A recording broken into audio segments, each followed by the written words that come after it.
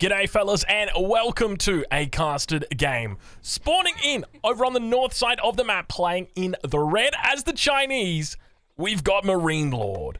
And to the south of the map, playing in the color blue on the English, we've got Zertan. Ladies and gentlemen, welcome to the finals of the Red Bull Wololo Legacy, at least the road to Red Bull Wololo Legacy for this week. We're in the week of August. I think this is the final week in August for these weeklies. Next week is going to be the monthly, so make sure you check that out, Saturday and Sunday. Let's talk a little bit about what we got going on here today. So, we got a best of 3 for you guys. Now, when I said finals, I wasn't talking about the grand final, the grandest of finals. Rather, I'm just talking about I think these might be the quarterfinals. I'm not sure exactly who they go on to fight here in the event that they win, but nonetheless, I'm sure it's going to be an entertaining battle because we got two of the world's best players fighting up against each other. Obviously, Marine Lord, who's been signed with Izzy. That one actually came out a few months ago, but recently we've had Zertan, who's joined the Mister in MYI, a clan that has been around for quite some time, My Insanity. So I'm looking forward to seeing what Zertan pulls out today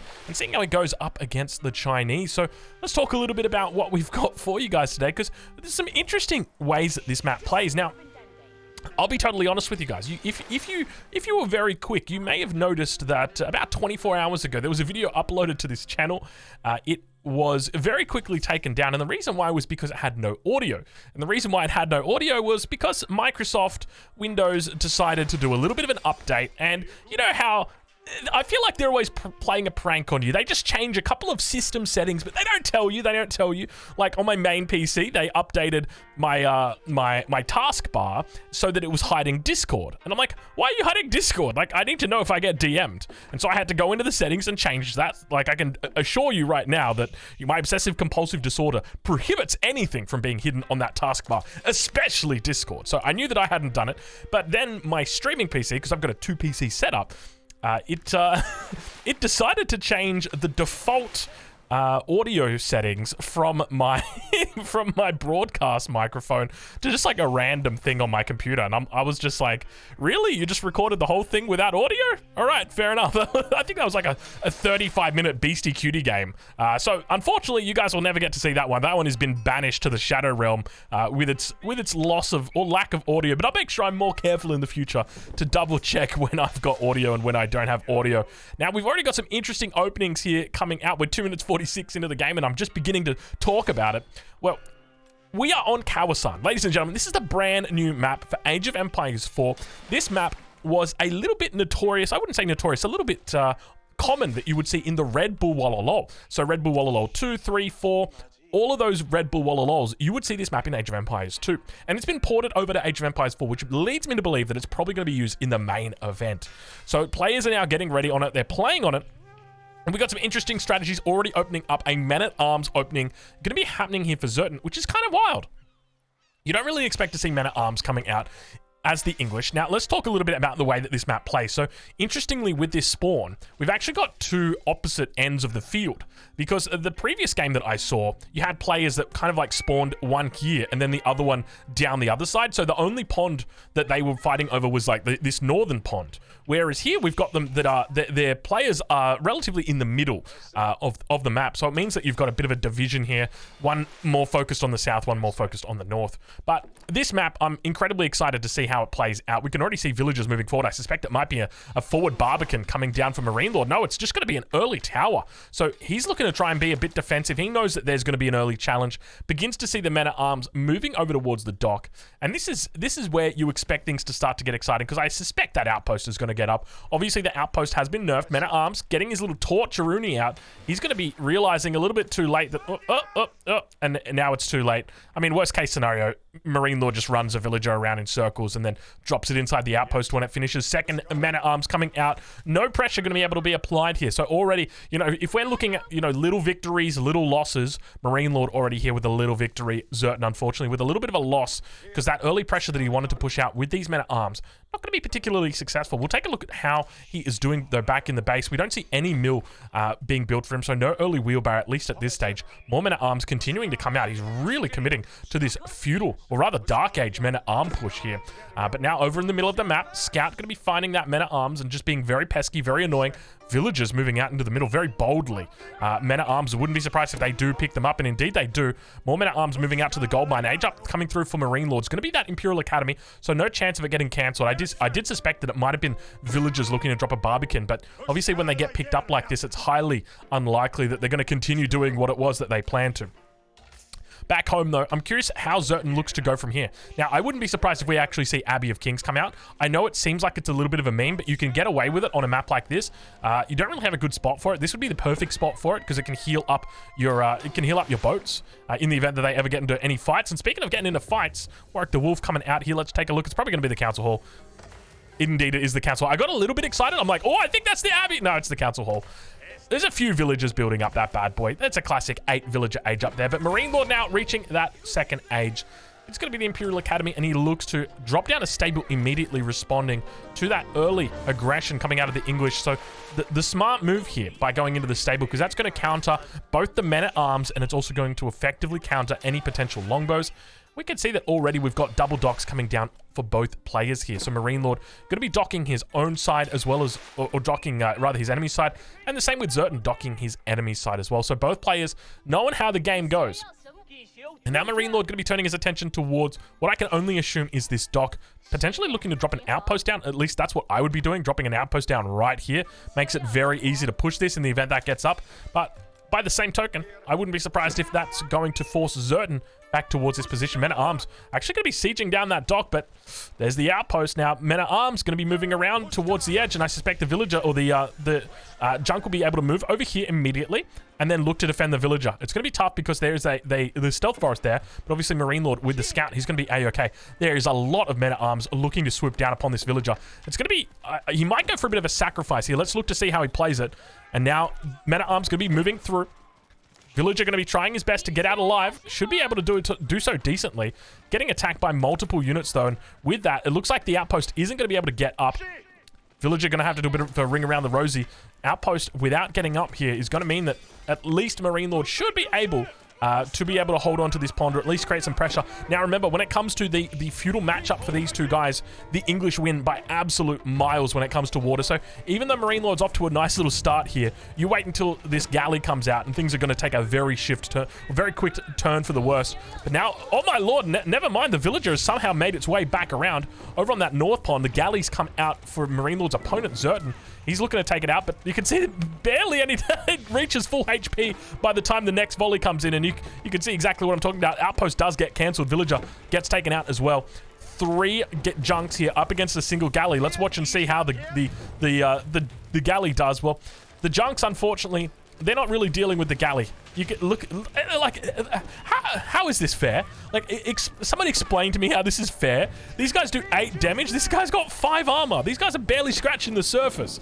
A single galley holding off 3 junks. Now, to be fair, he does have the dock healing him up as well. Defender's advantage, but now he got double up on this north side. And I'm curious behind this what route Zerton looks to go. He's very heavy when it comes to gold, when it comes to wood. So he's looking to invest heavily on the water. And if he can secure both of the ponds, it puts him in an absolutely insane position. We can see he's actually looking to get a second galley out. Once that second galley's out, he's going to be able to burn through all of these units, and he'll pretty much maintain absolute control in the center. Now, one of the alternatives that we could have for Marine Lord is if he looks to drop down a Barbican, but even then, the Barbican ain't going to do a lot for him. It's still going to... Zerton's going to be more than capable of just taking this out completely. We can see, look how much effort Marine Lord has to put into fighting this just to try and keep his head above water. But at the same time, Zerton just pumping out units non-stop. And now we really see why English is so damn strong when it comes to these early game water battles. One of the big bonuses that they do get is Admiralty. I think it's called, or it might be Admiralty.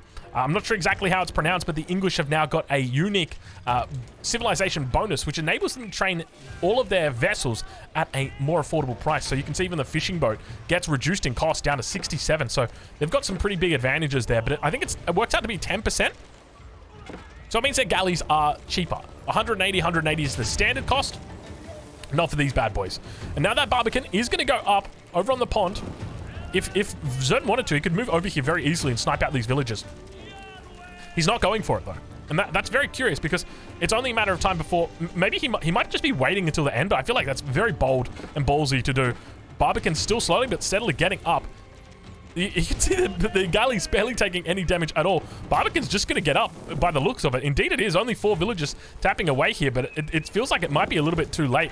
Unfortunately, the Barbican gets up. That's going to make a difference. And now Zerton immediately pulls back. As soon as that Barbican is up, the Barbican will absolutely destroy those galleys. Not something that you can contest. But it will guarantee that Marine Lord is unable to take this pond up towards the north. And now going to be forced off this pond on the south. Now, typically what you would see in this matchup, at least if it came to a map that wasn't orientated around very small bodies of water, if it was a larger one, like let's say Holy Island as an example, you would see China typically look to use their junks and the speed that the junk has got to try and take out the enemy fishing economy, while at the same time behind it going castle age for war junks. That would be the big thing. But obviously there's not a huge body of water here. It's relatively small, and it means that for the most part that as a Chinese player you're somewhat contained, and it means that you're not really able to go and deal with your enemy. But at this point, Zerton's done a great job in just forcing out all of the Marine Lord positions. A little bit of a raid coming through from Marine Lord on the backside. We'll check in with Zerton and see how he's doing, as he's going to be going for a castle age play. I do like this 100%. I think this is super smart.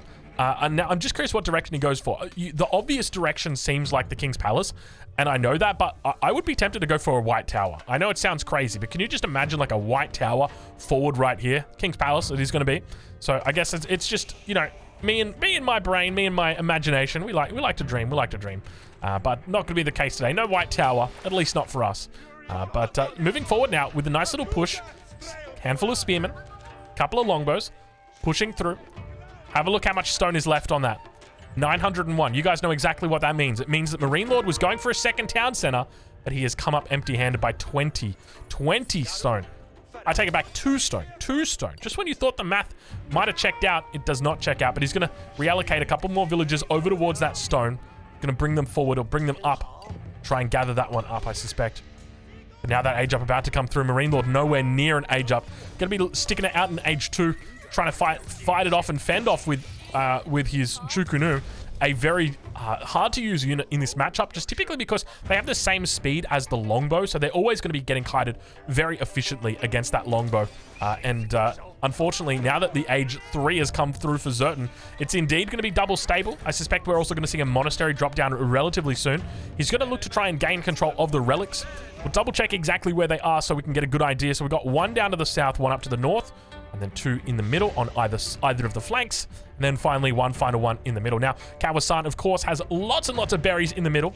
Now, there's not a lot of civilizations that get berry bonuses other than, obviously, Abbasid and Delhi, but there's no direct berry gathering bonuses outside of that. So I'm thinking primarily in Age of Empires 2, you've got the Franks, and they have like a very significant berry bonus. And so a very common strategy for the Franks is to look and try and gain control of the middle on this map, and then use the berries as much as possible.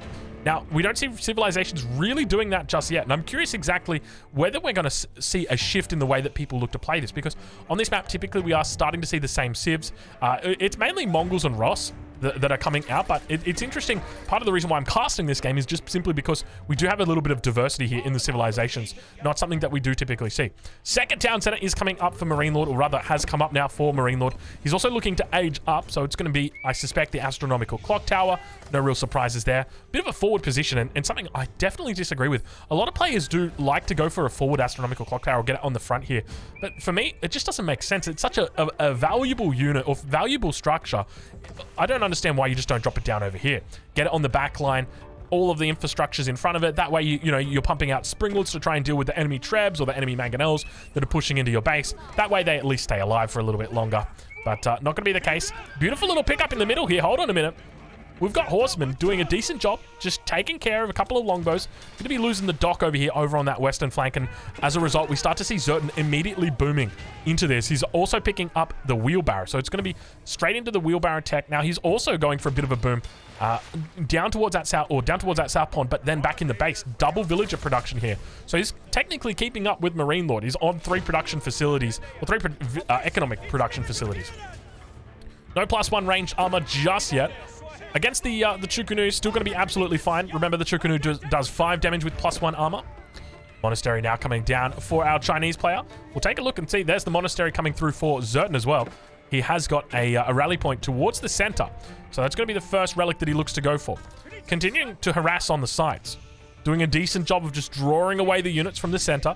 He's done a great job, though, in just securing everything, and he's also got the ability to grab or to keep an oversight on this relic. I don't know exactly how close this galley can get to it, but we've got more units looking to get in on the battle. Chokanu going to be firing off. We're yet to see the veterancy coming through just yet for it. Veteran spears are well and truly through, though.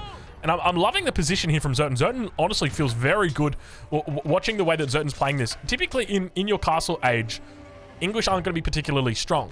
But when you've got the ability to control water like this, it really makes a world of difference. You've got extra food that you can play with.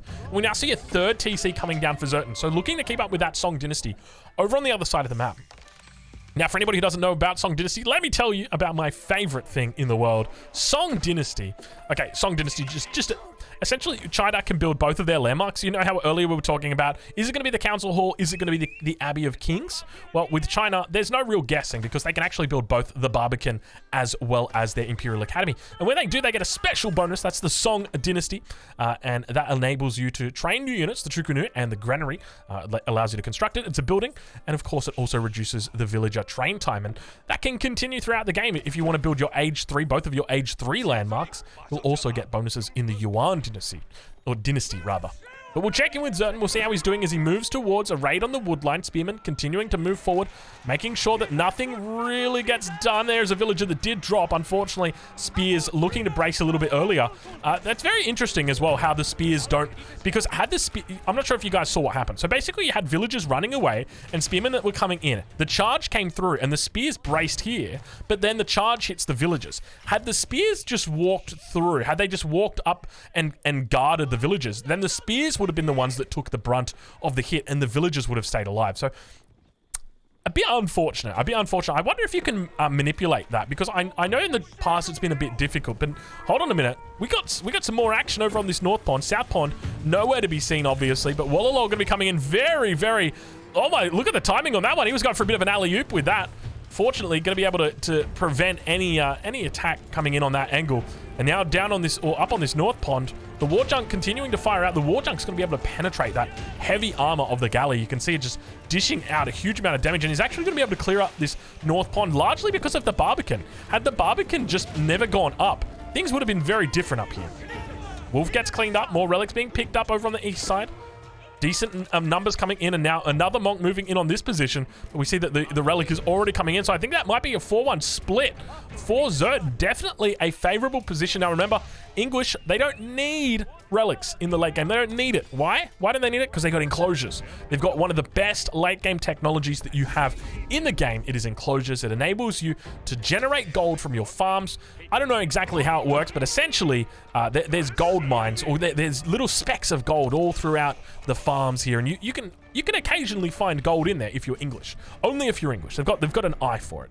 But last relic still down on this south side, yet to be picked up, and we do see a monk moving down towards this position. Very, very cheeky play from Marine Lord. I did call a 4-1 split before. Looks like it's going to be maybe a 3-2 split. Farms have come up now for Marine Lord. The transition has begun. A little bit of a late transition, but it's to be expected when a food economy like this is happening. Ideally, you'd want to avoid that transition until late, but that relic does get snagged. Zertan going to be moving down there and going to be coming up empty-handed as the monk moves out.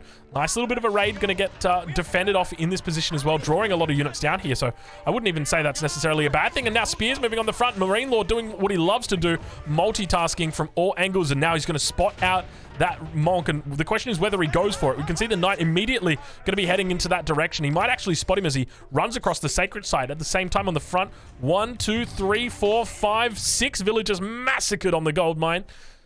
Not a good day for the gold mining villagers. Not a good day to be a gold miner unless you're mining gold on a farm, of course, in which case you're nice and safe behind the city walls. Got that lovely town bell that dings to alert you to any fact of, or any potential aggression. But still, we see the knight moving up for Zertan, looming, looking. Does he spot the monk? It's on the edge. Oh, there he goes. He gets it. And now that charge going to be coming in. I'm suspecting he's got the monk in tow. Indeed, he does. No Wallalol going to be coming off here. He knows there's no chance. I mean, he'll press the button. It ain't going to be pretty, though. And that's going to be a 4-1 split on the relics. Marine Lord sitting with the single relic in the bag. That was his safe relic that he picked up. Other than that, every other relic has been taken now by his opponent. So Zertan looking incredibly good as that raid continues coming through. Villager count at the moment for Zertan, 98 versus 109 for Marine Lord. So not doing too bad, but remember, You know, when this game does eventually reach the Imperial age, English is going to be the kings. Even before the big patch where we saw China get absolutely decimated. You know, they brought out the Gatling gun. They put China down in front. They said, all right, we're going to take everything you got. We're going to... Not really. They actually gave us quite a bit. But they took a lot away from the late game. And unfortunately, the late game for the Chinese isn't the best anymore. English, by far, is superior. Number one. So we'll watch to see how Zerton plays it, but as this game goes on, the more likely it looks that he's winning. I would probably put his percentage chance of winning at the moment. Let me just quickly check the military populations. I'd put his chance at winning this probably about 90 to 95% right now. This is a really good position for Zerton. Just to be going into the mid game like this on an even standing with China. It's very, very good for English, but we'll watch to see how he plays it, because Marine Lord, he ain't no slouch, he ain't no pushover. And now that Barbican going to be looking to defend this position. We did see that it's got the Springwood emplacement already through now. Marine Lord holding down, and you can see he did try and take the berries. The new map, we got to get a screenshot of that bad boy. Look at that. Get those berries, Marine Lord. Those villagers try and make their way through. We see a trebuchet also going to be rolling out for Marine Lord, trying to deal with the keep that's already down here. The consequence of going up against that astronomical clock tower is there's always going to be siege ready to roll out. You guys know how it goes. 10 points for anyone who gets that reference. I mean, come on. If you did not get that reference, we're going to have a problem. That is like, that is one of the most basic references that there could be. It's like, all right, guys, you say the next letters for me. A, B, C. If you said D, E, F, you were wrong. It was 1, 2, 3. God, I can't stand you people. No, not really. But Marine going to be trying his best to hold on. Clock tower, counterweight, trebuchet, the longest name in the game, does manage to get itself healed up by the villagers. More men-at-arms moving through. We don't see any real crossbows out yet. We've seen some Chukunu. We've seen plenty of spears and knights as well. But crossbows now coming out in queue. Marine Lord going to be trying his best to hold on. Second trebuchet going to get repaired up. We can see that the reduction... Oh my lord, look at the forces now moving down from Zerton. And this is exactly what English loves to do. Just a big ball, a big blob of infantry, if you will. Now the war junk as well as the junk trying to lend a hand here, but the trebuchet is going to get forced back. Remember, we've got armor clad on these guys, aka armor Chad. These guys sitting at 7 armor a pop. Nest of bees from downtown, from the top of the ropes. The nest of bees looking to try and take out the longbows. Not going to have much luck there, unfortunately. We can still see all of the units firing down upon this, but a decent battle in the middle, but obviously the English just really hold on and do quite a decent job here. That extra armor on the men-at-arms really makes all the difference, and now that nest of bees going to be forced back. Nice little charge coming through. A Springwood coming out. Marine Lord misclicking on the Springwood. I haven't seen any siege coming out from Zerton, though I may have... Never mind, I may not have looked. Indeed, I did not. First landmark of the game is going to be going down. It's that Barbican. So a sign of things to come as the trebuchets look to barrel down the hatches upon the Marine Lord base. Men-at-arms still just managing to whack away at their enemies. You can see they're all at such low health at this point. Single relic still sitting in that monastery. We'll check in over on the other side of the map and see where those double monasteries are. There's the second monastery, but unfortunately, the fourth relic has yet to be put inside of it. Towards the center, majority of the units have been cleaned up now. Marine Lord definitely going to be sitting on the defensive. He's managed to maintain control of the first pond, but we've got men-at-arms now moving up towards the north. I'd expect an outpost or two behind this just because there's a sacred site. You know, you'd like a Springwood emplacement or two to be thrown in there because you've seen over on the other side, Zerton's done the exact same thing. We don't yet have the emplacement on it. He may have forgotten to get a wall or two up, but it's okay. It happens to the best of us. Oh, no. Don't you dare. That's got to be illegal. I'm pretty confident that's illegal in like 173 countries. You can't build a keep with one villager. Don't do it, Zerton. This is ultra BM. Okay. All right, okay. Look, kid, you did good. 43% of the way ain't bad. 44% of the way ain't bad. You did good. Solo building a keep, 44%. That's impressive. Put that, tick that off the bucket list. I built a keep with one village out of 44%. That's ticked off. But we got reinforcements now. 13 of the world's best villagers coming in to help out, secure up that gold, prevent Marine Lord from taking it. That's what it's all about, controlling these resources. And you can see Zerton's definitely realized that. You know, maybe someone's leaning over his shoulder and said, hey, focus the golds. And that's exactly what he's done. He's like, all right, we'll focus the golds. Outpost, keep, outpost, raid. It's not a song, Drongo. You don't have to sing it. The men-at-arms just continuing to just rampage through the base right now of our Chinese player Interestingly, no knights. I would have loved to have seen like a knight horseman combo coming out to try and deal with this. Obviously, horseman effective up against the longbowmen. Horseman even pretty effective up against the men-at-arms. I say that with the exception of like maybe your armor-clads. Armor-clad, armor-chad. Men-at-arms is where it really starts to get hard, because that extra little bit of armor that they've got makes it very difficult to deal with. And now we've got that Imperial Age coming through. What's it going to be? It's going to be the Wingard Palace. Ladies and gentlemen, get your Wingards out. It is time for some winning. It is time for some guarding. It is time for some Wingardium Leviosa. Indeed, the Wingard Palace is upon us. 14 villagers tapping away at that bad boy. And Marine Lord, well, he's relatively close to an age up. The main issue he's going to have are those raids that are hitting on his gold. He's aware of the scouts. He's managed to get a nice little re-wall up as well. The outpost coming up on both sides. Going to make it difficult for him to hold that position. It definitely feels like he's getting backed into the corner. More outposts coming up. Look at the walls. Zerton looking incredible right now. Tell you what, Zerton has really picked up the pace in the last couple of weeks. I tell you, like, he's always been a very good player, even in the days of the beta. He's never really been a top player, but being able to go toe-to-toe with Marine Lord in a game like this, in a matchup like this, which is very difficult towards the mid-game, it's impressive. Are you stuck, Springled? No. Okay. I thought we were going to have to call step, bro, but it turns out we're not. Crossbow numbers looking good, but remember, the heavier on crossbows you go, the heavier on longbows your enemy goes. Let's check on board with Zerton. There should be 3 key upgrades that are coming through right now. Number 1, enclosures. Let's double check and see whether he's got it yet. He doesn't. Number 2, elite men-at-arms. Doesn't have it yet. And number 3, elite longbowmen. Let's see. No, he doesn't have it. All right, don't worry. He'll get with the program eventually. Do not worry. Do not fret. But for the moment, he's just going to be fighting on those castle age units. Where does he go from here? And one of the other things, chuck one of these bad boys in Q. Wingard Army. Yes, sir. Yes, thank you.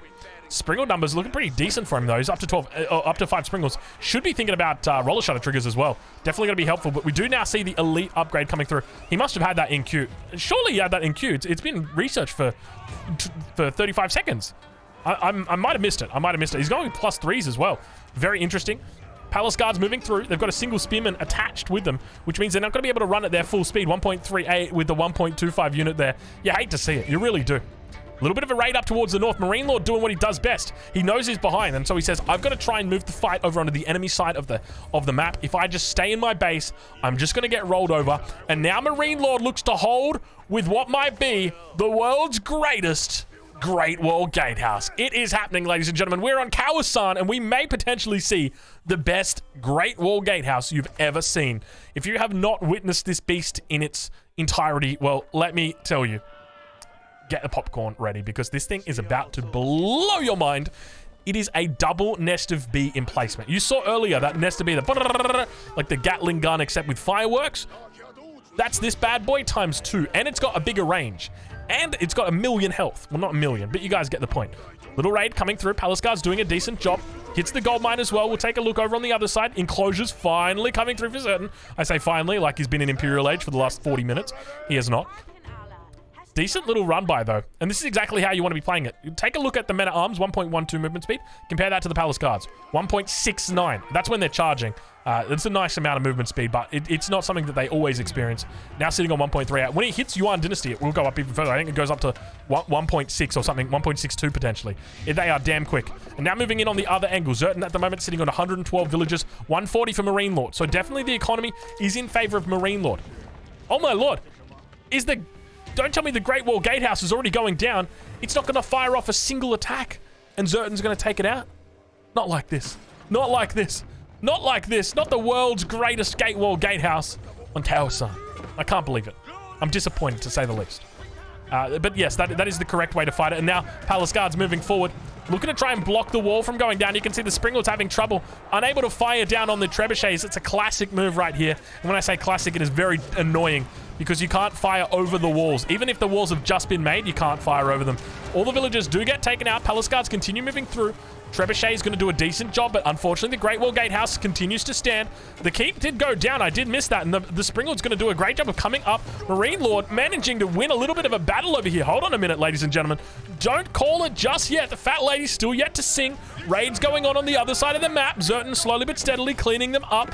You see units just sieging down the blacksmith, because blacksmiths in particular in Imperial Age are notorious for their strength. You want to try and neutralize... that's a joke, guys. That is a joke. Marine Lord going to be fighting with Palace Guards. Now, this is something I wouldn't recommend, okay? Palace Guards up against Armorclads, aka Armor Chads. These guys do not mess around. Take a look at this. You got 216 health and 10 armor, okay? With 20 attack. Compare that over to the other side. Only 6 armor on these bad boys. They only do 16 damage, which means they're doing 6 damage a pop. Look at the numbers now coming out. We got 43 men-at-arms. The Armor-Clad is well and truly on board. Marine Lord now moving into Yuan Dynasty. Let's take a look and see if we can spot where it is. It's going to be the Imperial Palace in the center of the map. Yuan Dynasty is through. These bad boys are up to 1.58 movement speed. If you want to get into a marathon with the men-at-arms, be my guest, but do not get into a fist fight with them because they will mess you up. And now the keep going to be trying to get up. There's plenty of villagers out here, 17 to be in fact. Palace Guards on the front side, crossbows on the back. At the same time, the Springald's moving around, but the keep does get cancelled. Still, we see the units moving back towards the base, and Marine Lord trying his best to draw attention away from his own base. He says, do not fight me here. Do not fight me here, heathen. I will smite you.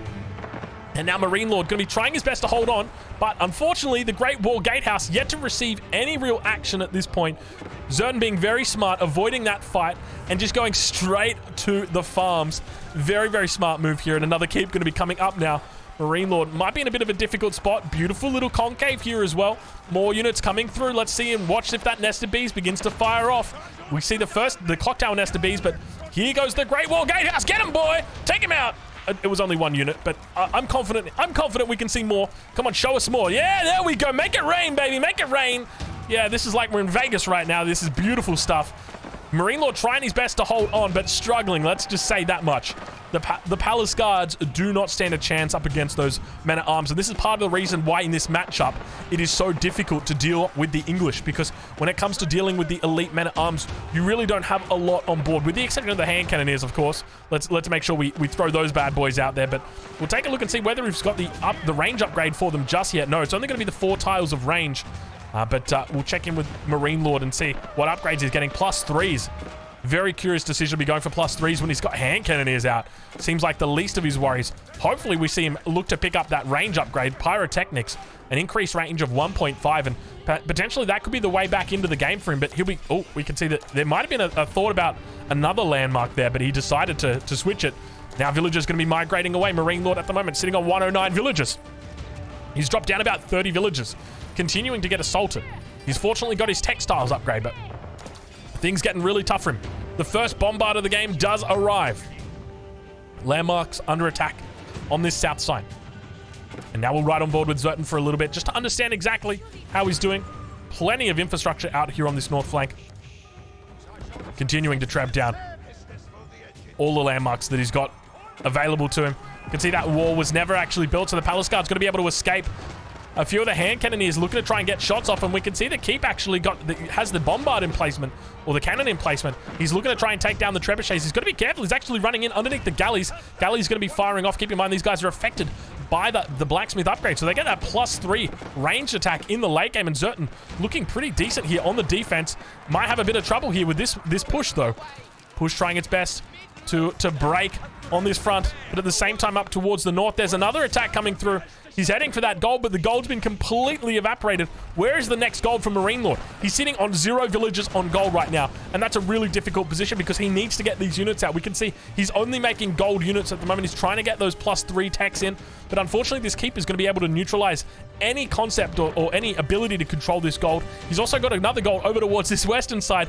Only 2,500 in it. I suspect that single villager that was out here before probably gathered up all that gold. Things not looking good for Marine Lord. He's going to be sticking with trash and trash only, and up against men-at-arms, that makes it very difficult. There's not really any trash, especially in the late game, that deal with English men-at-arms. They're just so damn strong with that armor-clad. And now more and more units going to be pushing through. We'll take a look at Zerton. He's stacking up that gold, 2,000 gold a minute, and good game gets called. Game 1 goes over to Zerton. Ladies and gentlemen, this is a best of 3. Game number 2 and 3, if there is a number 3, will be coming up shortly. Do not go anywhere, and we'll catch you guys in the next one.